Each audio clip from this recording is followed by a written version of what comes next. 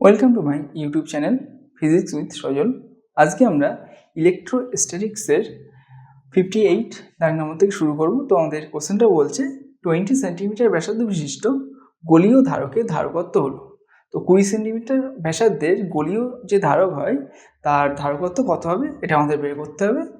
তো গোলীয় ধারকের ক্ষেত্রে এর ব্যাসার্ধ যদি আমাদের স্মল আর হয় তাহলে সিজিএস পদ্ধতিতে এর যে ধারকত্ব হয় সেটা এর ব্যাসার্ধের সাথে সমান হয়। তাহলে এক্ষেত্রে আমাদের 20 সেন্টিমিটার ব্যাসার্ধ বলে দিয়েছে এবং এটা সিজিএস পদ্ধতিতে আছে, তাহলে এর ধারকত্ব হবে 20 স্ট্যাক ফ্যাট। তাহলে আমাদের অপশন বিটা অ্যান্সার হবে। নেক্সট কোশ্চেনটা বলছে একটি গোলীয় তরল ফোঁটার ধারকত্ব 1 মাইক্রোফ্যারাড, এটি বিভাজন ঘটে সমান ব্যাসার্ধের 8টি ফোঁটার সৃষ্টি হলো, প্রতিটি ফোঁটার ধারকত্ব হবে। তো আমাদের একটা গোলীয় ফোঁটা আছে, তরল ফোঁটা, যার ধারকত্ব বলা আছে 1 মাইক্রোফ্যারাড। এবার এইটা ভেঙে আমাদের টোটাল 8টা ছোট ফোঁটার সৃষ্টি হয়েছে। তো এই 8টা ফোঁটার প্রত্যেকটার ধারকত্ব কত হবে সেটা আমাদের বের করতে হবে। তো এখন আমরা এটা করার জন্য ধরে নিচ্ছি যে এর ব্যাসার্ধ, এই বড় ফোঁটাটার ব্যাসার্ধ হলো ক্যাপিটাল আর ছোট ফোঁটাগুলো প্রত্যেকটার ব্যাসার্ধ হলো আমাদের স্মল আর। তাহলে এই বড় ফোঁটার যে আয়তন হবে, এই আর স্মল আর ব্যাসার্ধের 8টা ফোঁটার আয়তন সেম হবে। তো এখান থেকে আমরা এটা লিখতে পারি 4/3 pi capital R cube equal to 8 into 4/3 pi small R cube. এখান থেকে 4/3 পাই কেটে গেল আমাদের, তাহলে R cube equal to 8 R cube আসছে। তো এখান থেকে আমরা আর ইকুয়াল টু লিখতে পারি 2 ইন্টু স্মল আর। তাহলে এই ক্যাপিটাল আর আর স্মল আরের মধ্যে আমরা সম্পর্কটা পেয়ে গেলাম। এখন গোলীয় ধারকের যে ধারকত্ব হয় তার রাশিমালা হয় এইটা 4 পাই এপসিলন 0 ইন্টু আর, এটা এসআই পদ্ধতিতে হয়ে থাকে। তো এখন আমাদের এইটা ইকুয়াল টু বলা আছে কোশ্চেনে 1 মাইক্রোফ্যারাড বড় ফোঁটার ক্ষেত্রে, মানে এই ক্ষেত্রে আমরা ধারকত্বটা পাচ্ছি তাহলে 4 pi epsilon 0 capital R equal to 1 microfarad. তাহলে এর প্রত্যেকটা ধারকত্ব বের করতে হবে। তো এর ধারকত্ব আমরা সি ড্যাশ ধরে নিলাম, সি ড্যাশ ইকুয়াল টু, তাহলে আমরা এটা লিখতে পারি 4 pi epsilon 0 into small r. এখন আমরা এখান থেকে কি পাচ্ছি, small r equal to capital R by 2। তাহলে এটা যদি এখানে বসিয়ে দিই তাহলে এরকম আসছে 4 pi epsilon 0 into capital R by 2। আবার 4 পাই এপসিলন 0 আর এটা আমরা 1 মাইক্রোফ্যারাড পেয়েছি, তো সেটা এখানে বসিয়ে দিলে আমাদের ফাইনালি এই প্রত্যেকটা ছোট যে গোলীয় ধারক রয়েছে তার ধারকত্ব হয়ে যাচ্ছে আমাদের 1/2 মাইক্রোফ্যারাড। তার মানে আমাদের কোশ্চেনের অপশান এটা অ্যান্সার হবে। নেক্সট কোশ্চেনটা বলছে R1 ও R2 ব্যাসার্ধযুক্ত দুটি ধাতব গোলক পরস্পরের সংস্পর্শে অবস্থান করছে, এদের আধানের তলমাত্রিক ঘনত্ব যথাক্রমে σ1 ও σ2। তাহলে আমাদের এই রিলেশনগুলোর মধ্যে, মানে এই অপশানগুলোর মধ্যে কোনটা সঠিক হবে সেটা বের করতে হবে। তো দুটো ধাতব গোলক আছে আমাদের যারা পরস্পরের সংস্পর্শে অবস্থান করছে, ধরলাম এইভাবে একটা আরেকটার সাথে টাচ করে আছে। একটার ব্যাসার্ধ বলেছে আমাদের স্মল r1, আরেকটার বলেছে স্মল r2, আর এর আধান ঘনত্ব হলো আমাদের σ1 আর এর হলো σ2। তাহলে আমাদের কোন রিলেশনটা সঠিক হবে সেটা বের করতে হবে। তো এরা যেহেতু পরস্পরের সাথে সংস্পর্শে আছে তার মানে এদের বিভবটা আমাদের সমান হয়ে যাবে। তো এই স্মল r1 ব্যাসার্ধের যে গোলকটা আছে তার বিভব যদি v1 হয় আর স্মল r2 ব্যাসার্ধের গোলকটার বিভব যদি v2 হয় তাহলে v1 ইকুয়াল টু আমাদের v2 হবে। এখন এই গোলকগুলোর পৃষ্ঠে যে বিভব হয় সেটা আমাদের এইরকম হয়, তার রাশিমালা v equal to q by 4 pi epsilon 0 r. তাহলে এই v1 ইকুয়াল টু হয়ে যাবে q1 by 4 pi epsilon 0 into r1, আর v2 হয়ে যাবে আমাদের q2 by 4 pi epsilon 0 into r2। আবার আমরা এই তলমাত্রিক ঘনত্ব সিগমা ইকুয়াল টু জানি কিউ বাই এ হয়, তাহলে এখান থেকে আমরা Q equal to sigma into A লিখতে পারি। তো এই কিউ1টা আমাদের এই গোলকে সঞ্চিত যে আধান সেইটা, আর কিউ2টা হলো এই গোলকে যে জমা হওয়া আধানটা। তাহলে এই কিউ1 আর কিউ2 এর জায়গায় আমরা এই ফর্মুলা ইউজ করে এটা লিখতে পারি σ1 ইন্টু এর যে পৃষ্ঠতলের ক্ষেত্রফল সেটা। তো R1 ব্যাসার্ধের গোলকের পৃষ্ঠতলের ক্ষেত্রফল আমাদের হয় 4 পাই R1 স্কোয়ার, তার মানে এটা 4 পাই R1 স্কোয়ার হয়ে গেল। আর নিচে আমাদের পড়ে থাকলো R1, কারণ এই 4 পাই/0 4 পাই/0 কেটে যাচ্ছে। একই রকমভাবে রাইট হ্যান্ড সাইডে আমাদের কী হবে, cutie equal to sigma 2 into 4 pi small r2 তার স্কোয়ার। তো এইটা হলো 4 পাই r2 স্কোয়ার হলো আমাদের এই যে r2 ব্যাসার্ধের গোলকটা আছে তার পৃষ্ঠতলের ক্ষেত্রফল বাই r2। এখন এখান থেকে একটা কেটে গেল, R1 কেটে গেল, আর এখান থেকে একটা R2 কেটে গেল, আর 4 পাই কেটে গেল। তাহলে ফাইনালি আসছে আমাদের sigma 1 into R1 equal to sigma 2 into R2। তাহলে এই রিলেশনটাই আমাদের অ্যান্সার হবে। তাহলে এই রিলেশনটা আমাদের অপশান এ এর সাথে মিলছে, তার মানে অপশান এটা আমাদের অ্যান্সার হবে। নেক্সট কোশ্চেনটা বলছে সি ধারকত্ব বিশিষ্ট একটি সমান্তরাল পাত ধারককে ভি বিভাবে আহিত করা হলো। পাত দুটির মধ্যে দূরত্ব স্মল ডি হলে পাত দুটির মধ্যে ক্রিয়ারত বল হবে। তো এখানে দুটো পাত আছে,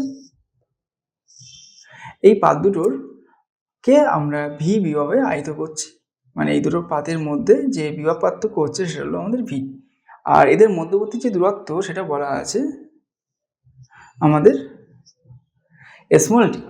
এখন জানতে চেয়েছে পাত দুটির মধ্যে ক্রিয়ারত বলের পরিমাণ। তো এই যে সমান্তরাল পাত ধারক আছে সেই পাত ধারকে সঞ্চিত যে স্থিতি শক্তি হয় তার রাশিমাল হয় আমাদের হাফ সি ভি স্কোয়ার।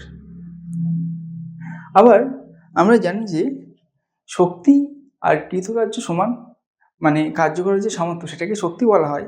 তাহলে এই দুটো প্লেটের মধ্যে যে বল কাজ করছে সেটাকে যদি আমরা এফ ধরি, তাহলে আমাদের এখানে একটা প্লেট থেকে আরেকটা প্লেটে একটা আধানকে নিয়ে আসতে যে পরিমাণ কৃতকার্য করতে হবে সেটা আমাদের কি হয়ে যাবে, তার মান হয়ে যাবে আমাদের এফ ইন্টু ডি, মানে বল ইন্টু সরণ। তাহলে এখান থেকে আমরা এফ ইকুয়াল টু কি পাচ্ছি, C V square by 2 into d. তাহলে এই দুটো পাতের মধ্যে যে বল কাজ করছে সেই বলটা হলো আমাদের C V square by 2 d, তার মানে অপশান বিটা আমাদের অ্যান্সার হবে। নেক্সট কোশ্চেনটা বলছে চারটি সমান ধারকত্ব বিশিষ্ট ধারক শ্রেণী সমবায় যুক্ত থাকলে তুল্য ধারকত্ব হয় C1 এবং সমান্তরাল সমবায় যুক্ত থাকলে তুল্য ধারকত্ব হয় C2। তাহলে C1 বাই C2 এই অনুপাতটা আমাদের কী হবে সেটা বের করতে হবে। তো এখানে চারটে সমান ধারকত্ব বিশিষ্ট ধারক বলেছে, তার মানে প্রত্যেকটা ধারকত্বে আমরা C ধরে নিলাম। তাহলে এরা যখন শ্রেণী সমবায়ে যুক্ত আছে তাদের তুল্য ধারকত্ব হচ্ছে C1। তাহলে শ্রেণী সমবায়ের ক্ষেত্রে আমরা এটা লিখতে পারি 1/C1 equal to 1/C plus 1/C plus 1/C plus 1/C, মানে হচ্ছে আমাদের 4/C। তাহলে C1 হয়ে গেল আমাদের C/4। আর এরা যখন সমান্তরাল সমবায়ে যুক্ত থাকে তখন এদের ধারকত্ব হয় C2। তো সমান্তরাল সমবায়ের ক্ষেত্রে তুল্য ধারকত্ব এই চারটে ধারকত্বের যোগফলের সাথে সমান হয়। তাহলে আমরা এখানে লিখতে পারি চারটে ধারকত্বের যোগফল, অর্থাৎ আমাদের হচ্ছে 4C। এখন C1/C2 এই অনুপাতটা বের করতে বলেছে, তাহলে C1/C2 ইকুয়াল টু হচ্ছে C/4/4C। তাহলে এখান থেকে C/4 ইন্টু আমরা লিখতে পারি এইভাবে এইটা, তাহলে সিসি কেটে গেলে 1/16 হচ্ছে আমাদের অ্যান্সার। তার মানে C1 আর C2 এর অনুপাতটা হবে আমাদের 1/16, অর্থাৎ অপশান বিটা অ্যান্সার হবে। নেক্সট কোশ্চেনটা বলছে কিউ আধান ও সি ধারকত্ব বিশিষ্ট 64টি জলকণা মিলিত হয়ে একটি বড় জলকণা তৈরি করে। বড় জলকণাটির আধান ও ধারকত্ব হবে। তো এখানে আমাদের 64টা কিউ আধান বিশিষ্ট আর সি ধারকত্ব বিশিষ্ট ছোট ছোট জলকণা আছে, এরা মিলিত হয়ে একটা বড় জলকণা তৈরি করে। এখন জানতে চেয়েছে এই বড় জলকণার যে আধান হবে সেটা কত হবে, অর্থাৎ এর আধান যদি কিউ হয় কিউ এর মানটা কত, আর এর ধারকত্ব যদি আমরা সিটা ধরে নিই তাহলে সিটা ইকুয়াল টু কত হবে এটা আমাদের জানতে চেয়েছে। তো এখন এই বড় জলকণাটার যে আধান হবে সেটা অবশ্যই আমাদের এই 64টা ছোট জলকণার আধানের সাথে সমান হবে, কারণ 64টা ছোট জলকণা মিলে আমাদের বড় জলকণাটা তৈরি হয়েছে সেই কারণে। আর আধানের ধ্বংস বা সৃষ্টি হয় না এটা আমরা জানি, সেখান থেকে আমরা বলতে পারি যে আধানের যে পরিমাণটা সেটা দুটো ক্ষেত্রেই সেম থাকবে, অর্থাৎ এই বড় যে জলকণাটা আছে তার আধান হয়ে যাবে আমাদের 64 কিউ। এখন আমাদের এই সি ড্যাশ অর্থাৎ বড় জলকণাটার ধারকত্ব আমাদের বের করতে হবে। তো এখানে আমাদের ছোট জলকণাটার যে ধারকত্ব সি ইকুয়াল টু কত হবে 4πε0 ইন্টু স্মল আর। এই যে প্রত্যেকটা ছোট্ট জলকণা আছে এর ব্যাসার্ধ আমরা এখানে ধরে নিচ্ছি স্মল আর, আর এই বড় জলকণার যে ব্যাসার্ধ সেটা ধরলাম ক্যাপিটাল আর। তাহলে এই 64টা ছোট জলকণার আয়তন ইকুয়াল টু আমরা কি লিখতে পারি, এই বড় জলকণাটার আয়তন অর্থাৎ 64 into 4/3 pi small R cube equal to হচ্ছে আমাদের 4/3 পাই ক্যাপিটাল আর কিউব। তাহলে এইটা কেটে গেল, এখান থেকে আসছে আমাদের capital R cube equal to 64 small R cube. তাহলে আর ইকুয়াল টু চলে আসছে 4 ইন্টু স্মল আর। এখন এই বড় জলকণাটার যে ধারকত্ব হবে সেটা আমাদের C dash equal to 4πε0 into capital R. তো ক্যাপিটাল আর জায়গায় আমরা 4 ইন্টু স্মল আর বসিয়ে দেবো, বসিয়ে দিলে আসছে এইটা। আবার 4πε0 ইন্টু আর, এটা যে মানে আমরা জানি এই প্রত্যেকটা যে ছোট জলকণা আছে তার ধারকত্ব। তাহলে 4πε0 ইন্টু স্মল আর এইটা ইকুয়ালটা আমরা সি বসিয়ে দিতে পারি। তাহলে বড় জলকণার যে ধারকত্ব চলে আসলো আমাদের সেটা চলে আসলো 4 ইন্টু সি। তাহলে এর আধান হলো 64 কিউ আর ধারকত্ব হলো 4c। তার মানে আমাদের অপশন সিটা অ্যান্সার হবে। নেক্সট কোশ্চেনটা বলছে একটি সমান্তরাল পাতধারকের পাতদ্বয়ের মধ্যে তেল রাখা আছে যার ডাইলেকট্রিক ধ্রুবক হলো 2 এবং সেটির ধারকত্ব হলো সি। যদি পাতদ্বয়ের মধ্যে থেকে তেল অপসারণ করা হয় তবে সেটির ধারকত্ব কত হবে? এখন আমরা জানি যে আমাদের যদি এরকম একটা সমান্তরাল পাতদ্বয় থাকে এবং এর ভেতরটা একটা পদার্থ দিয়ে পূর্ণ করা আছে যার ডাইলেকট্রিক ধ্রুবক হলো কে, আর এই যে পাত দুটো তাদের মধ্যবর্তী দূরত্ব ডি এবং এই যে প্রত্যেকটা পাত আছে তার যে ক্ষেত্রফল সেটা হলো এ। তাহলে এই যে আমাদের সমান্তরাল পাতদ্বয়টা হচ্ছে তার ধারকত্ব হয়ে যাবে এরকম কে ইন্টু ε0 এ বাই ডি। এখন আমাদের কোশ্চেনে কে এর মান বলা আছে 2, তাহলে এটা হয়ে যাচ্ছে 2ε0 এ বাই ডি। এখন জানতে চেয়েছে যে পাতদ্বয়ের মধ্য থেকে তেল অপসারণ করলে, তো এক্ষেত্রে আমাদের এখানে এই পাতদ্বয়ের মধ্যে ছিল তেল, তো এই তেলটাকে অপসারণ করা হচ্ছে, সেক্ষেত্রে আমাদের ধারকত্ব কত হবে জানতে চেয়েছে। তো তেল অপসারণ করে নিলে মানে এর ভেতরে আর কিছু নেই, কিন্তু এদের মধ্যবর্তী দূরত্বটা সেম আছে ই আছে, আর এর যে প্রত্যেকটা পাতের ক্ষেত্রফল ছিল সেটা আমাদের এ আছে। তো এখন এই ধারকত্বটা আমাদের হয়ে যাচ্ছে এরকম সি ড্যাশ, ধরলাম সি ড্যাশ হয়ে গেল। তাহলে সি ড্যাশ ইকুয়াল আমরা কি লিখতে পারি ε0 এ বাই ডি। আবার এখান থেকে আমরা কি পাচ্ছি ε0 A by D equal to C by 2 পাচ্ছি। এই সিটা আমাদের এই 2টা আমাদের এই সি এর নিচে চলে আসলো, তাহলে ε0 A by D equal two আমাদের সি বাই 2 হয়ে গেল। তাহলে এই সি ড্যাশ ইকুয়াল টু আমাদের কত হবে সি বাই 2।